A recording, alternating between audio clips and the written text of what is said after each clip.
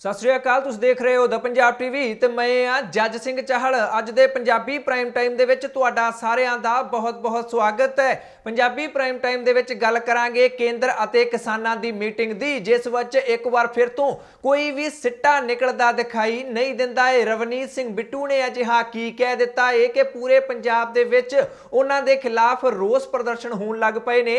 हरसिमरत कौर बादल भारत दे प्रधान मंत्री नरेंद्र मोदी नूं नसीहतां क्यों दिंदे फिरदे ने। सिमरजीत सिंह बैंस नाल संबंधित एक खबर आई है, नवजोत सिंह सिद्धू नाल संबंधित भी एक खबर आई है, तुहानूं सारी जानकारी दिंदे आ सौखी भाषा दे विच अते घट समय दे विच दिंदे आ। पर सब तो पहलां शुरुआत करदे आ केंद्र अते किसानां दी अगली बैठक दी, जिस दे विच कोई भी सिट्टा निकलदा दिखाई नहीं दिंदा है। 30 दसंबर नूं एक बार फिर तो केंद्र अते किसान आमो सामने होए ने, टेबल टॉक हुई है, पर इस मीटिंग दे विच भी कोई भी सिट्टा निकलदा दिखाई नहीं दिंदा। की कुछ खास रहा है इस मीटिंग दे विच, उस बारे तुहानूं जानकारी देनी बहुत जरूरी है। शुरू तो शुरू करदे आ जांदियां ही किसान आगूआं ने आप ही जानकारी दित्ती है कि जदों मीटिंग शुरू हुई उसे वेले ही केंद्रीय मंत्रियों के वल्लों यह कहा जान लगा कि पॉइंट बाय पॉइंट सानू इन्हां कानूनां ते गल करनी चाहिए है, क्लॉज बाय क्लॉज इन्हां कानूनां ते सानू गलबात करनी चाहिए है। किसान आगूआं ने सीधे तौर पर दो टुक जवाब दे दिता कि पॉइंटां दी गल बहुत हो चुकी है,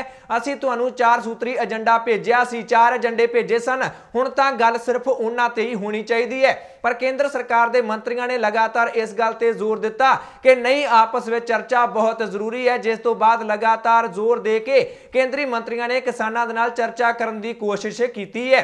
जेकर गल करिए मंत्रियों की, तो 3 मंत्रियों के वल्लों मुलाकात इस बार किसानों के नाल की गई है। एक ने पीयूष गोयल, नरेंद्र सिंह तोमर और पंजाब तो सोम प्रकाश, इन्हां दे वल्लों मुलाकात की गई है। पर इस मीटिंग दे विच भी कोई भी सिट्टा निकलदा दिखाई नहीं दिंदा। जदों आया रोटी पानी खाण दा समा, लंच टाइम होया, तो किसानों ने एक बार फिर तो सरकारी खाना खाण तो इनकार कर दिता। चाह दा सद्दा भी उन्होंने नकार दिता। कहिंदे ने लंगर आया है, असीं तां उही छकांगे। केंद्रीय मंत्रियों ने सुखावा माहौल बनाउण लई उन्होंने भी सरकारी खाना नहीं खाधा ते लंगर छकिया किसानां दे नाल बैठ के, जिहड़ा कि बार्डरां तो पक के आया सी। इस तरह केंद्र सरकार के मंत्रियों ने सुखावा माहौल बनाने की कोशिश की, पर इस माहौल के बावजूद जदों दोबारा मीटिंग शुरू हुई तो इस भी कोई गल तन पत्तन लगती दिखाई नहीं दिंदी है। जदों मसला MSP ते आया तो केंद्र सरकार, किसान आगू कहते हैं कि केंद्र सरकार के मंत्रियों ने एक कदम होर भी पिछे खिंच लिया है। पहला आप ही मन्ने सन कि असीं कानून बना देंगे कि MSP ते खरीद पक्के तौर पर कानूनी गारंटी होएगी,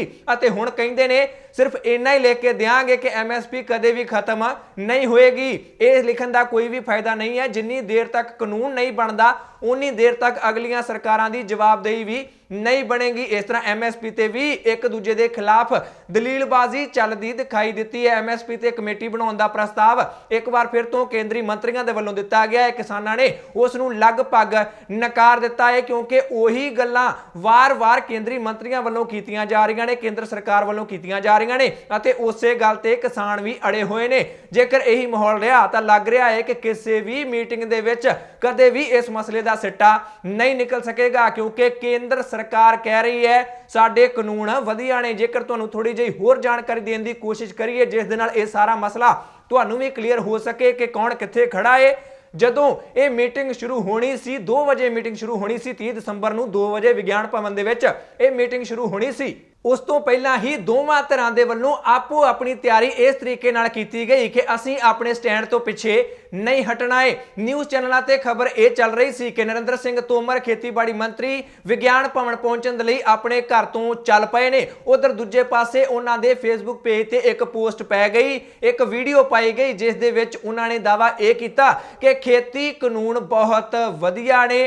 पूरे देश दे विचों वख-वख किसान संगठन उन्हां दे कोल मंग पत्र देण लई आ रहे ने कि इन्हां कानूनां नूं वापस लैना तां दूर दी गल है, इन्हां दे विच सोधां भी नहीं कीतियां जाणियां चाहीदियां। इस तरह मीटिंग ते आउण तो पहलां ही एक वीडियो अपलोड करके आए नरेंद्र सिंह तोमर कि खेती कानून वधिया ने। जेकर गल करिए दूजी धिर दी किसानां दी, उन्होंने भी इस मीटिंग तो कोई भी आस उम्मीद नहीं सी। जिहड़ी बस विच बैठ के विज्ञान भवन वाल नूं किसान जा रहे सन, जथेबंदियां दे आगू जा रहे सन, उसे बस दे विचों ही इन्हां आगूआं ने, किसान आगूआं ने वीडियो जारी करके लोकां नूं संदेश देने शुरू कर दिते कि लग नहीं रहा कि कोई मसला सुलझेगा, तुसीं आपो अपने सूबियां दे विच संघर्ष नूं ਹੋਰ ਤੇਜ਼ ਕਰ ਦਿਓ। ਇਸ ਤਰ੍ਹਾਂ ਦੋਵੇਂ ਧਿਰਾਂ ਮੀਟਿੰਗ ਲਈ ਤਾਂ ਭਾਵੇਂ ਆ ਰਹੀਆਂ ਸਨ, ਪਰ ਆਪਣਾ ਸਟੈਂਡ ਉਹਨਾਂ ਦੇ ਵੱਲੋਂ ਪਹਿਲਾਂ ਹੀ ਕਲੀਅਰ ਕਰ ਦਿੱਤਾ ਗਿਆ ਸੀ। ਨਰਿੰਦਰ ਤੋਮਰ ਨੇ ਵੀਡੀਓ ਪਾਈ, ਖੇਤੀ ਕਾਨੂੰਨ ਵਧੀਆਂ ਨੇ, ਕਿਸਾਨ ਇਸ ਦੇ ਪੱਖ ਵਿੱਚ ਨੇ। ਕਿਸਾਨ ਆਗੂਆਂ ਨੇ ਵੀਡੀਓ ਜਾਰੀ ਕਰ ਦਿੱਤੀਆਂ ਕਿ ਸੰਘਰਸ਼ ਹੋਰ ਤੇਜ਼ ਕਰ ਦਿਓ। ਮੀਟਿੰਗ ਤੋਂ ਪਹਿਲਾਂ ਹੀ ਸਿੱਟੇ ਦਾ ਪਤਾ ਸੀ ਦੋਨਾਂ ਧਿਰਾਂ ਨੂੰ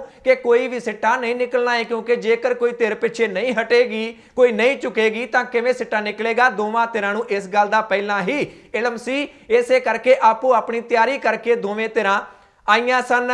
ਕੇਂਦਰੀ ਮੰਤਰੀ ਇੱਕ ਹੋਰ ਗੱਲ ਵੀ ਕਹਿਣ ਲੱਗ ਪਏ ਨੇ, ਜਿਹੜੀ ਕਿ ਉਹਨਾਂ ਵੱਲੋਂ ਪਹਿਲਾਂ ਨਹੀਂ ਕਹੀ ਜਾਂਦੀ ਸੀ। ਇਸ ਮੀਟਿੰਗ ਦੇ ਵਿੱਚ ਕਿਸਾਨ ਆਗੂਆਂ ਨੇ ਖੁਲਾਸਾ ਕੀਤਾ। ਇੱਕ ਕੇਂਦਰੀ ਮੰਤਰੀ ਕਹਿੰਦੇ ਨੇ, ਜਿੰਨੇ ਕਿਸਾਨ ਇਹਨਾਂ ਖੇਤੀ ਕਾਨੂੰਨਾਂ ਦਾ ਵਿਰੋਧ ਕਰ ਰਹੇ ਨੇ ਬਾਰਡਰਾਂ ਤੇ ਬੈਠ ਕੇ, ਉਸ ਨਾਲੋਂ ਕਿਤੇ ਵੱਡੀ ਗਿਣਤੀ ਦੇ ਵਿੱਚ ਕਿਸਾਨ ਇਹਨਾਂ ਕਾਨੂੰਨਾਂ ਦੇ ਪੱਖ ਵਿੱਚ ਆ ਗਏ ਨੇ।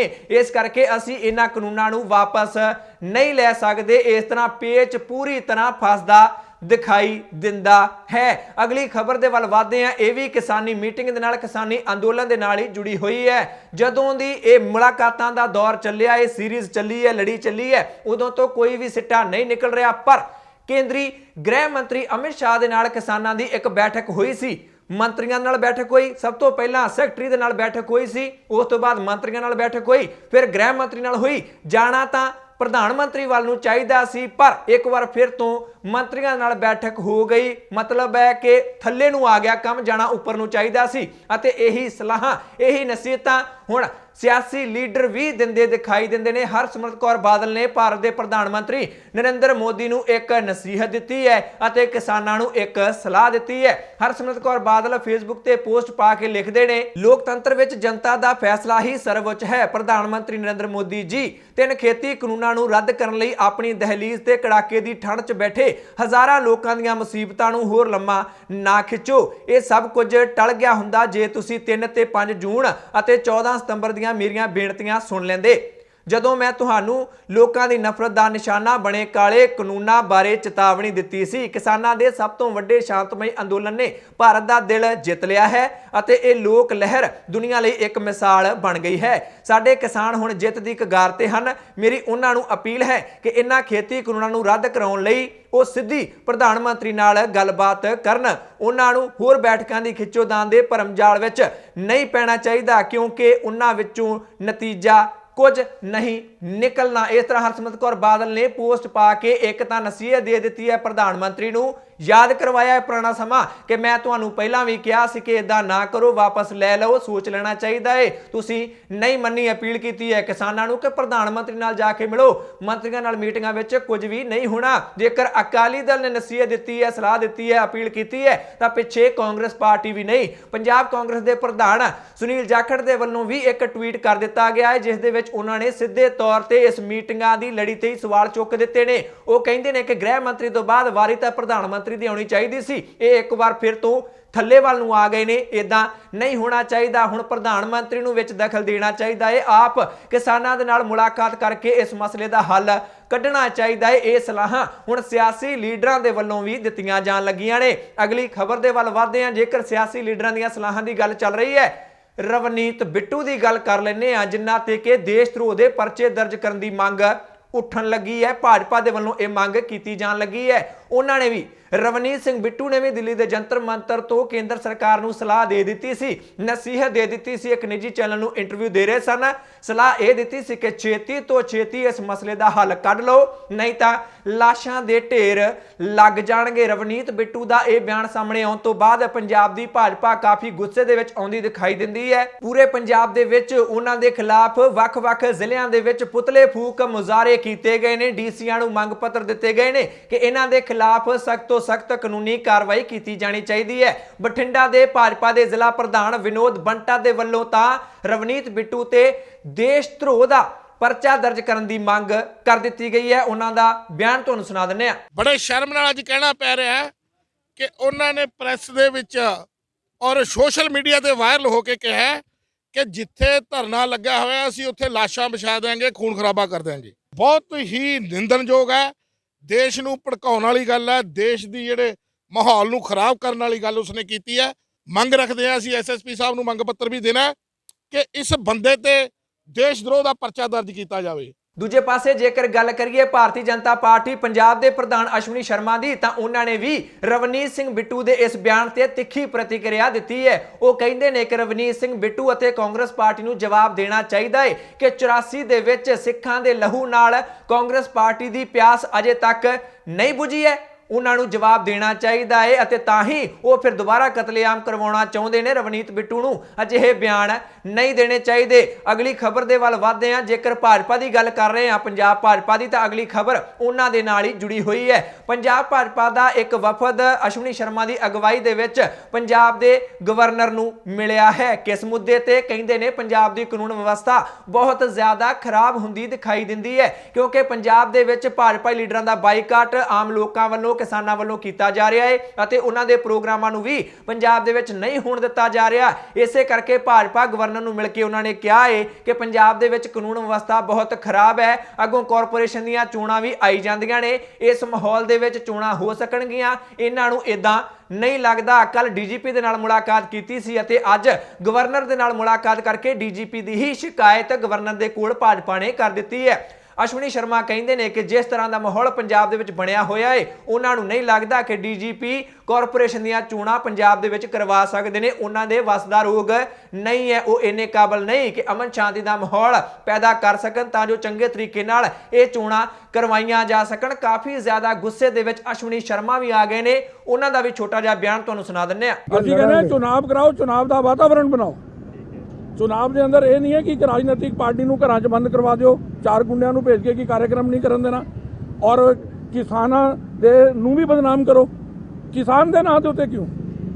ਚਾਰ ਸ਼ਰਾਰਤੀ ਲੋਕ ਆਉਂਦੇ ਨੇ, ਕਿਸਾਨ ਦਾ ਨਾਂ ਲੈਂਦੇ ਨੇ, ਉਹਨਾਂ ਦੀ ਆੜ ਦੇ ਅੰਦਰ ਪਾਰਟੀ ਦੇ ਕਾਰਜਕ੍ਰਮਾਂ ਨੂੰ ਖਰਾਬ ਕਰਦੇ ਨੇ, ਕਿਸਾਨਾਂ ਨੂੰ ਬਦਨਾਮ ਕਰਦੇ ਨੇ ਉਲਟਾ। ਇਹ ਅਸੀਂ ਉਹਨਾਂ ਨੂੰ ਕਹਿ ਕੇ ਆਏ ਹਾਂ। ਚੁਣਾਵ ਤੋਂ ਦੌੜਨ ਵਾਲੀ ਬੀਜੇਪੀ ਨਹੀਂ ਹੈ, ਲੇਕਿਨ ਪੰਜਾਬ ਦਾ ਵਾਤਾਵਰਣ ਚੁਣਾਵ ਦੇ ਅਨੁਕੂਲ ਬਣੇ, ਔਰ ਇਹ ਡੀਜੀਪੀ ਦੇ ਹੁੰਦੇ ਹੋਏ, ਇਸ ਪੁਲਿਸ ਦੇ ਹੁੰਦੇ ਹੋਏ ਇਹ ਸੰਭਵ ਨਹੀਂ ਹੋਣ ਵਾਲਾ। ਪੰਜਾਬ ਦੇ ਵਿੱਚ ਤਾਂ ਭਾਜਪਾ ਦਾ ਪਹਿਲਾਂ ਹੀ ਬਹੁਤ ਬੁਰਾ ਹਾਲ ਸੀ। ਕੋਈ ਜ਼ਿਆਦਾ ਉਹਨਾਂ ਦੀ ਸਥਿਤੀ ਮਜ਼ਬੂਤ ਪੰਜਾਬ ਦੇ ਵਿੱਚ ਨਹੀਂ ਸੀ, ਪਰ ਹਰਿਆਣਾ ਦੇ ਵਿੱਚ ਹੁਣ ਕਿਸਾਨੀ ਅੰਦੋਲਨ ਦਾ ਅਸਰ ਹੁੰਦਾ ਦਿਖਾਈ ਦਿੰਦਾ ਹੈ। ਅਗਲੀ ਖਬਰ ਦੇ ਵੱਲ ਵਧ ਰਹੇ ਹਾਂ। ਹਰਿਆਣਾ ਦੇ ਵਿੱਚ ਕਾਰਪੋਰੇਸ਼ਨ ਦੀਆਂ ਚੋਣਾਂ ਹੋਈਆਂ ਨੇ, ਨਗਰ ਨਿਗਮਾਂ ਦੀਆਂ ਚੋਣਾਂ ਹੋਈਆਂ ਨੇ, ਜਿਸ ਦੇ ਵਿੱਚ ਸ਼ਹਿਰੀ ਇਲਾਕਿਆਂ ਦੇ ਵਿੱਚੋਂ ਵੀ ਭਾਜਪਾ ਨੂੰ ਤਗੜੇ ਝਟਕੇ ਲੱਗਦੇ ਦਿਖਾਈ ਦਿੰਦੇ ਨੇ। ਜੇਕਰ ਚੁਣਾਵੀ ਨਤੀਜਿਆਂ ਦੀ ਗੱਲ ਕਰੀਏ ਤਾਂ ਭਾਜਪਾ ਦੇ ਲਈ ਇਹ ਕੋਈ ਚੰਗੇ ਸੰਕੇਤ ਨਹੀਂ ਕਹੇ ਜਾ ਸਕਦੇ। ਜੇਕਰ ਗੱਲ ਕਰੀਏ ਪੰਚਕੁਲਾ ਦੀ, ਤਾਂ ਉਥੋਂ ਬੀਜੇਪੀ ਦਾ ਮਿਹਰ ਭਾਵੇਂ ਜਿੱਤਿਆ ਹੈ, ਪਰ ਸਿਰਫ 2000 ਦੇ ਕਰੀਬ ਵੋਟਾਂ ਦੇ ਨਾਲ ਹੀ ਬੀਜੇਪੀ ਨੇ ਜਿੱਤ ਦਰਜ ਕੀਤੀ ਹੈ। ਪਰ ਇਸ ਤੋਂ ਇਲਾਵਾ ਜੇਕਰ ਸੋਨੀਪਤ ਦੀ ਗੱਲ ਕਰੀਏ ਤਾਂ ਉਥੋਂ ਕਾਂਗਰਸ ਪਾਰਟੀ ਦੇ ਮੇਅਰ ਨੇ ਜਿੱਤ ਦਰਜ ਕੀਤੀ ਹੈ ਅਤੇ ਕਿੰਨੀਆਂ ਵੋਟਾਂ ਦੇ ਨਾਲ? 13,000 ਦੇ ਕਰੀਬ ਵੋਟਾਂ ਦੇ ਨਾਲ ਜਿੱਤ ਕਾਂਗਰਸ ਪਾਰਟੀ ਦੇ ਉਮੀਦਵਾਰ ਦੇ ਵੱਲੋਂ ਦਰਜ ਕੀਤੀ ਗਈ ਹੈ, ਜਦਕਿ ਹਰਿਆਣਾ ਦੇ ਵਿੱਚ ਸਰਕਾਰ ਭਾਜਪਾ ਅਤੇ ਜੇਜੇਪੀ ਦੀ ਹੈ। ਇਸ ਤਰ੍ਹਾਂ ਤਗੜਾ ਝਟਕਾ ਹਰਿਆਣਾ ਦੇ ਵਿੱਚ ਵੀ ਲੱਗਦਾ ਦਿਖਾਈ ਦਿੰਦਾ ਹੈ। ਜੇਕਰ ਗੱਲ ਕਰੀਏ ਅੰਬਾਲਾ ਦੀ, ਤਾਂ ਉੱਥੇ ਵੀ ਭਾਜਪਾ ਨਹੀਂ ਜਿੱਤੀ ਹੈ। ਉੱਥੇ ਵੀ ਮੇਅਰ ਦੀ ਚੋਣ ਹਰਿਆਣਾ ਜਨ ਚੇਤਨਾ ਪਾਰਟੀ ਦੇ ਉਮੀਦਵਾਰ ਨੇ ਜਿੱਤ ਲਈ ਹੈ। ਇਸ ਤਰ੍ਹਾਂ ਸ਼ਹਿਰੀ ਇਲਾਕਿਆਂ ਦੇ ਵਿੱਚ, ਕਿਉਂਕਿ ਨਗਰ ਨਿਗਮ ਸ਼ਹਿਰਾਂ ਦੇ ਵਿੱਚ ਹੁੰਦੇ ਨੇ ਅਤੇ ਸ਼ਹਿਰੀ ਲੋਕਾਂ ਨੂੰ ਭਾਜਪਾ ਦਾ ਵੋਟ ਬੈਂਕ ਮੰਨਿਆ ਜਾਂਦਾ ਹੈ, ਪਰ ਫਿਰ ਵੀ ਆਪਣੀ ਸਰਕਾਰ ਦੇ ਹੁੰਦਿਆਂ ਹੀ ਤਗੜਾ ਝਟਕਾ ਹਰਿਆਣੇ ਦੇ ਸ਼ਹਿਰਾਂ ਦੇ ਵਿੱਚੋਂ ਸ਼ਹਿਰੀ ਵੋਟਰਾਂ ਦੇ ਵੱਲੋਂ ਭਾਜਪਾ ਨੂੰ ਦਿੱਤਾ ਗਿਆ ਹੈ, ਜਿਸ ਤੋਂ ਬਾਅਦ ਮੰਨਿਆ ਜਾਣ ਲੱਗਾ ਹੈ ਕਿ ਕਿਸਾਨੀ ਦਾ ਮੁੱਦਾ ਸਿਰਫ ਪੇਂਡੂ ਖੇਤਰਾਂ ਦੇ ਨਾਲ ਹੀ ਜੁੜਿਆ ਹੋਇਆ ਨਹੀਂ ਹੈ। ਇਸ ਦਾ ਅਸਰ ਸ਼ਹਿਰੀ ਖੇਤਰਾਂ ਤੇ ਵੀ ਪੈਂਦਾ ਦਿਖਾਈ ਦਿੰਦਾ ਹੈ, ਕਿਉਂਕਿ ਕਾਰਪੋਰੇਸ਼ਨ ਦੀਆਂ ਚੋਣਾਂ ਇਹ ਆਮ ਧਾਰਨਾ ਹੈ ਕਿ ਉਹੀ ਜਿੱਤਦਾ ਹੈ ਜਿਸ ਦੀ ਸੂਬੇ ਦੇ ਵਿੱਚ ਸਰਕਾਰ ਹੁੰਦੀ ਹੈ, ਪਰ ਹਰਿਆਣਾ ਦੇ ਵਿੱਚ ਬਾਜ਼ੀ ਪਲਟਦੀ ਦਿਖਾਈ ਦਿੰਦੀ ਹੈ। ਇਸ ਤਰ੍ਹਾਂ ਮਨੋਹਰ ਲਾਲ ਖੱਟੜ ਦੇ ਲਈ ਅਤੇ ਜੇਜੇਪੀ ਦੇ ਦੁਸ਼ਯੰਤ ਚੌਟਾਲਾ ਦੇ ਲਈ ਇਹ ਕੋਈ ਚੰਗੇ ਸੰਕੇਤ ਨਹੀਂ ਕਹੇ ਜਾ ਸਕਦੇ। ਅਗਲੀ ਖਬਰ ਦੇ ਵੱਲ ਵਧਦੇ ਹਾਂ, ਵਾਪਸ ਆਉਨੇ ਆ ਪੰਜਾਬ ਦੇ ਵੱਲ। ਇਸ ਵੇਲੇ ਸ਼੍ਰੋਮਣੀ ਅਕਾਲੀ ਦਲ ਦੇ ਪ੍ਰਧਾਨ ਸੁਖਬੀਰ ਸਿੰਘ ਬਾਦਲ ਕੈਪਟਨ ਅਮਰਿੰਦਰ ਸਿੰਘ ਤੇ ਇਲਜ਼ਾਮ ਲਾ ਰਹੇ ਨੇ ਕਿ ਉਹ ਕਾਰਪੋਰੇਟ ਘਰਾਣਿਆਂ ਨਾਲ ਮਿਲੇ ਹੋਏ ਨੇ, ਕੇਂਦਰ ਸਰਕਾਰ ਨਾਲ ਮਿਲੇ ਹੋਏ ਨੇ, ਦੋਗਲੀ ਨੀਤੀ ਖੇਡ ਰਹੇ ਨੇ। ਕੈਪਟਨ ਅਮਰਿੰਦਰ ਸਿੰਘ ਇਲਜ਼ਾਮ ਲਾ ਰਹੇ ਨੇ ਕਿ ਸੁਖਬੀਰ ਸਿੰਘ ਬਾਦਲ ਦੋਗਲੀ ਨੀਤੀ ਖੇਡ ਰਹੇ ਨੇ, ਇੱਕ ਦੂਜੇ ਨੂੰ ਦੋਗਲਾ ਕਹਿਣ ਦਾ ਰਿਵਾਜ ਪੈਦਾ ਕਰ ਦਿੱਤਾ ਗਿਆ ਹੈ ਇਹਨਾਂ ਦੋਨਾਂ ਲੀਡਰਾਂ ਦੇ ਵੱਲੋਂ। ਪਰ ਆਮ ਆਦਮੀ ਪਾਰਟੀ ਇਹਨਾਂ ਦੋਵਾਂ ਨੂੰ ਇੱਕੋ ਸਿੱਕੇ ਦੇ ਹੀ ਦੋ ਪਹਿਲੂ ਕਹਿੰਦੀ ਦਿਖਾਈ ਦਿੰਦੀ दिती है। वो क्यों? क्योंकि कॉरपोरेट घराणिਆਂ ਨੂੰ ਲੈ ਕੇ इस ਵੇਲੇ श्रोमणी अकाली दल ਅਤੇ कांग्रेस पार्टी विचाले जंग छिड़ी हुई है। एक दूजे ਨੂੰ कॉरपोरेट घराणਿਆਂ ਨੂੰ प्रमोट करने वाला दस्सिया जा रहा है, पर आम आदमी पार्टी के अनुसार ये दोवें इदां ही करते हैं, कंपनियां ਨੂੰ ठेके दिंदे ने। खास तौर पर बिजली कंपनियां का जिक्र आम आदमी पार्टी वालों कर दिता गया है। कुलतार सिंह संधवा के अनुसार ये दोनों लीडर अपने निजी फायदे के लिए बिजली कंपनियां दे कोल जानबुझ के महंगी बिजली खरीदते हैं। पंजाब के खजाने नूं चूना भावें लगता है, पर इन्हां नूं अपना निजी फायदा दिखता है। इसे करके दोनों लीडर जदों सरकार आउंदी है हर एक तरीके नाल निजीकरण करने की कोशिश करते हैं। कहते हैं कि जेकर सुखबीर सिंह बादल ने प्राइवेट कंपनियों के नाल ठेके कर ले सन, एग्रीमेंट कर ले सन, तो अपना वादा फिर कैप्टन ने पूरा क्यों नहीं किया? पंजाब के लोगों सामने वाइट पेपर क्यों नहीं रखा कि सुखबीर सिंह बादल की ठेके करके गया है, की एग्रीमेंट करके गया है? पंजाब के लोगों को पता लगना चाहिए है कि पिछली सरकार ने की गलत किया सी, क्योंकि कैप्टन ने आप भी यह वादा किया सी। पर आम आदमी पार्टी के अनुसार कैप्टन अमरिंदर सिंह ने सुखबीर सिंह बादल वाले ही एग्रीमेंटां नूं अगे वधाया है, क्योंकि हुण उन्हां दा फायदा होण लग पिया है। इस तरह आम आदमी पार्टी कॉरपोरेट घराणिਆਂ ਨੂੰ लैके निजीकरण ਨੂੰ लैके दोनों लीडरां ਨੂੰ लपेटे विच लैंदी दिखाई दिंदी है। जेकर गल आम आदमी पार्टी की कर रहे हैं तो दिल्ली की सरकार के वल्लों ਸਿੰਘੂ बार्डर से वाईफाई लाउण का ऐलान किया गया सी अते उस दा काम अज ही शुरू कर दिता गया है। खुद राघव चड्ढा पहुंच गए वाईफाई लगाउण दे लई, अपने हत्थी उन्होंने वाईफाई लगा के इसका उद्घाटन कर दिता है। ते केजरीवाल सरकार कहती है कि होर भी जे कोई लोड़ हुई ਸਿੰਘੂ बार्डर से बैठे किसानों नूं तां ओह उस नूं पूरी करन तो पिछे नहीं हटणगे, भावें ओह किसी भी तरह की लोड़ होवे, किसी भी तरह की सहूलत होवे। इस तरह दिल्ली की सरकार अपने आप नूं किसानां दा सेवादार दसदी दिखाई दिंदी है। अगली खबर दे वल वधदे हां। जेकर गल ਸਿੰਘੂ बार्डर की चल रही है तां सिमरजीत सिंह बैंस दे वल्लों ਸਿੰਘੂ बार्डर नूं लैके एक वड्डा ऐलान कर दिता गया है। वो कहते हैं कि नवां साल आ रहा है, पर नवां साल तां ही मनाया जाता है जेकर अपने सूबे के लोग हस खेड रहे होण, उन्हां विच खुशी की लहर होवे। पर इस वेले जदों सारा पंजाब दिल्ली के बार्डरां ते जा बैठा है तां असीं फिर पिछे किवें रह सकते हैं? 31 दसंबर नूं कहते हैं कि लोक इंसाफ पार्टी दे वल्लों ਸਿੰਘੂ बार्डर ते एक कीर्तन दरबार करवाया जाएगा, गुरबाणी दा जस सरवण किया जाएगा अते इस दे नाल ही नवें साल की शुरुआत की जाएगी। इस तरह लोक इंसाफ पार्टी भी अपने वल्लों इस अंदोलन दे विच योगदान पाउण दी कोशिश करदी दिखाई दिंदी है। सिमरजीत सिंह बैंस ने मोदी सरकार की तुलना अतवाद दे नाल कर दी है। कहते हैं कि जो लोकतंत्र दे विच चुनिया होया नुमाइंदा अपनी जिद ते अड़ जाता है, लोगों की गल नहीं सुनता, तो वह सरकार अतवाद दे नालों भी माड़ी हो जाती है। की करिए, सरकार दे नाल हुण पाला पै गया है, सानू हुण डटना ही पैना है अते असीं उन्नी देर तक डटे रहांगे जिन्नी देर तक ये सरकार नहीं चुकती है। अगली खबर दे वल वधदे हां, आउने आ नवजोत सिंह सिद्धू दे वल। एक लोई लै लई नवजोत सिंह सिद्धू ने धार्मिक चिन्ह उसते बने हुए सन, एक ओंकार अते खंडा बनया होया सी। सिख जथेबंदियां श्री अकाल तख्त साहिब विखे पहुंच गईयां, जथेदार दे वल्लों हुक्म जारी कर दिता गया, मुआफी मंगो। नवजोत सिंह सिद्धू ने मुआफी मंग लई है। एक पोस्ट नवजोत सिंह सिद्धू दे वल्लों पाई गई है, ट्वीट भी किया गया है, फेसबुक ते पोस्ट भी पाई गई है। उस विच सीधे तौर ते उन्होंने मुआफी मंग लई है। अपनी इस पोस्ट दे विच नवजोत सिंह सिद्धू लिखते हैं, गुरु सिख संगत अते अकाल तख्त सर्वउच्च है। जे मैं अणजाणे विच किसी एक भी सिख दियां धार्मिक भावनावां नूं ठेस पहुंचाई होवे तां इस लई मैं मुआफी मंगदा हां। ਲੱਖਾਂ लोग अपने शरीर पग्गां ते कपड़ियां उपर बने माण नाल सत्कारयोग सिख चिन्ह बनवाउंदे हन। मैं भी एक निमाणे सिख वांग अणजाणे च ये लोई पहन लई सी। इस तरह नवजोत सिंह सिद्धू ने मुआफी तो मंग लई है, पर नाल दी नाल उन्होंने एक सवाल भी खड़ा कर दिता है कि मेरी लोई ते तां विवाद खड़ा हो गया है, पर जिहड़े लोग अपने माण वधाउण दे लई, इन्हां चिन्हां दा माण वधाउण दे लई बहुत जगह ते कपड़ियां ते पग्गां ते अपने शरीर ते टैटू भी बनवा लैंदे ने, उन्हां वल्लों भी माण वधाउण दे लई अजिहा कुछ कीता जांदा है। उन्हां दा की है?